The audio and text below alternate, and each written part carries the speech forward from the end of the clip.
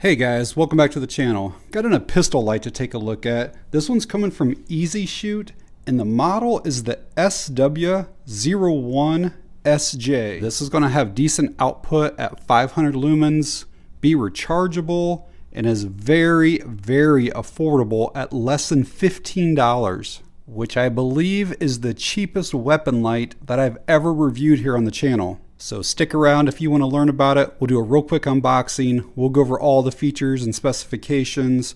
We'll go over the user interface, try to give you guys some beam shots, probably get out to the range, do a little bit of testing with it, and then give you guys some overall thoughts on it. So it just comes in this kind of plain black cardboard box. They do have their company name up there, but let's see what we get with this. Looks like we're going to have a manual here. And looks like some different rail keys, and then the tool to change those out, probably also to be able to like put this on your rail, and then the light itself. And there was also a charging cable in here underneath of that light. It is type A to type C. There are the 3 additional rail keys, and it has a Glock 1 already installed on it. Quickly show you this manual, just in case there's any details that I leave out in the video. As far as the warranty, I couldn't find any information in the manual or on the Amazon listing. So here is the EZshoot pistol light. I'll give you guys some close-ups before we start going over all the details. So the body of this is going to be mostly made out of plastic. The bezel might be in aluminum up here. I'm not sure on that lens. That could be plastic, it could be glass, it's hard telling. The switches do have some type of rubberized coating on them. And even though they kind of look like they like move in, it's just push buttons on the sides here. This has a drop rating of 1 meter. I could not find an IPX rating, and I also could not find like the recoil rating on it. We are looking at a total length of 2.6 inches, total width of 0.94, and a total height of 1.2, but that's with that rail. The actual body is about 1 inch. Total weight on this light is 1.6 ounces, which is 44 grams. This is going to have a built-in lithium polymer battery. I think it gives you about an hour of runtime, which is pretty standard on almost any weapon light. Operation of this light is going to be very simple, which is what you want with the weapon light. You're really going to have on and off. It's ambidextrous, so you can use either side here, but a single press turns it on, single press turns it off. It does not have a momentary mode, so it's just a constant on or off. The output is supposed to be 500 lumens, and the beam throws about 100 meters. There is also a strobe mode on this, so if you're sensitive to flashing lights, you can look away for a minute, but you get to that by just pressing and holding for a few seconds, and then it goes into the strobe. And now it's on strobe every time you turn it on and off. It will be on there. And if you want to go back to just a regular light, you just press and hold again for a couple seconds, and now you're back there. Charging is pretty simple. Just plug it into any 5-volt source. You can see that we have a red light when it's charging here. Probably turns green or something when it's finished charging. I believe it takes about an hour or so to fully charge it if it were completely depleted. I'm going to show you mounting next, just so YouTube knows I'm working with safe firearms here. There's no ammo in them, no ammo anywhere around. And by putting a pistol light on a pistol, it does not modify the gun in any way whatsoever. It still does exactly what it was originally manufactured to do. So this is not spring loaded, so we will need to completely remove this screw to be able to mount it to our rail. And I actually did not have to take it all the way out. I just had to loosen it enough to where it would fit over that. I'll get that tightened up. So there it is installed on a Glock 19. You can see there's a little bit of space between the trigger guard and the housing of the light. I typically like that to come back a little bit more. Let's see what the reach is like here. Not horrible. I would almost prefer if the switch was back a little bit further though.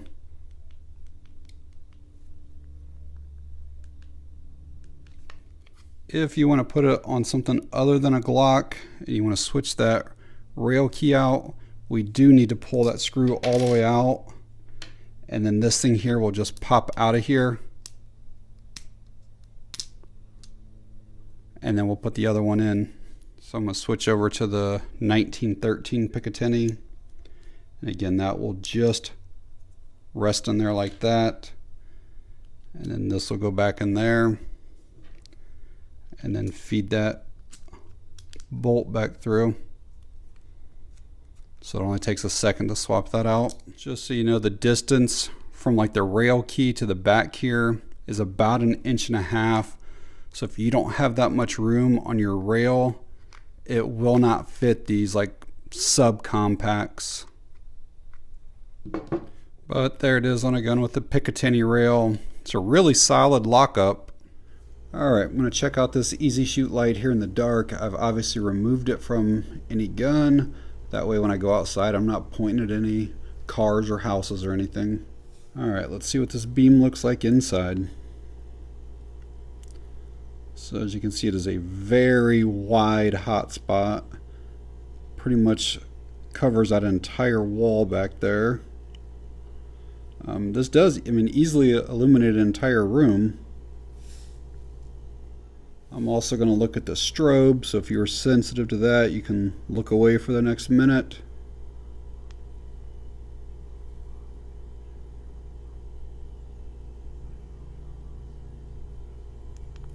Alright, let's see what this EZshoot looks like outside.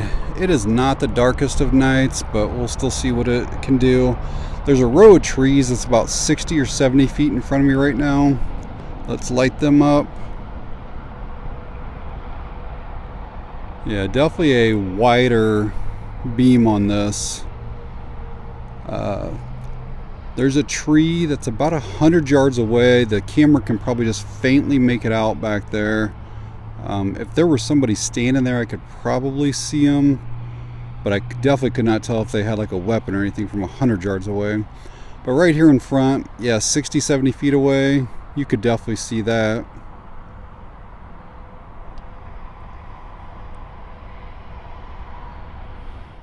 Alright guys, out at the range this morning with the EZshoot pistol light. I'm just going to do a little bit of testing with it, make sure the light doesn't flicker or shut off or anything weird like that.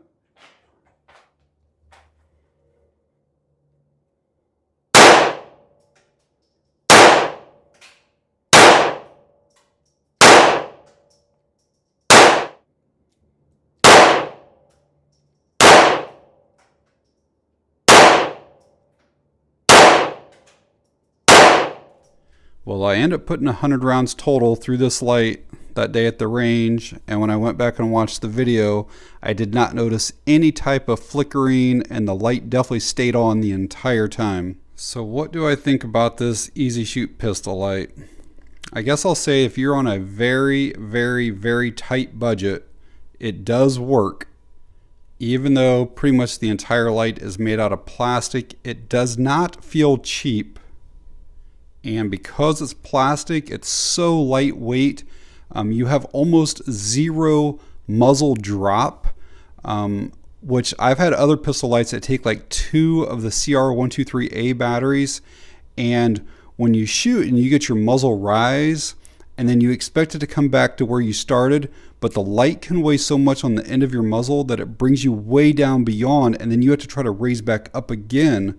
I don't have that with this at all. It actually has decent performance. Again, 500 lumens. That's plenty enough to light up a room at night or a hallway or something like that. Outside, you could tell it is a little more of a flood beam. I personally prefer it to be a little more spot. But again, I think that, within a reasonable distance, probably 50, 60 feet, you could easily see a threat. It also has that strobe if you're somebody that likes to run that. I like that it's not like easy to get to. You have to press and hold for a few seconds in order to activate it. That way, like if you're in a stressful situation, you're not going to accidentally hit it. The rail lockup was actually very, very solid.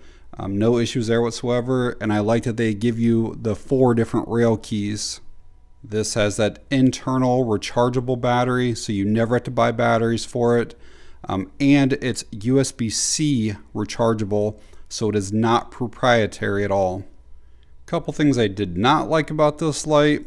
The first, and it may just be the length of my fingers, but each gun that I tried it on, I felt like I was trying to stretch my fingers just a little bit to get to these pads. I would almost like them to be back a little bit further. I also kind of had a hard time pushing sideways like this on it. I almost felt like I had to bring my finger like this to turn the light on instead of like this. I feel like it's hard to push in this way. But again, that may just be a me thing. You may get this and it fits your hand perfect. And the other thing I did not like is that there is not a momentary function. You have to basically be on or off. You cannot press and hold it and then release it and it shut off. You have to manually shut it off every time. And again, there's nothing wrong with the light. It's just my preference. I like to have a momentary feature on my pistol light. So like I mentioned at the beginning of the video, these are available on Amazon and are insanely cheap. And I'm always going to recommend getting something from like Streamlight or Surefire, one of those brands. But those start at $150, $200, like they're very expensive. And if you're on a very tight budget, this does work. But I will leave that Amazon link down in the video description in case you want to find out more information on the light or if you want to read some of the other reviews on it. But alright guys, if you found the video helpful or informative in any way, please hit that like button. It really helps the channel out.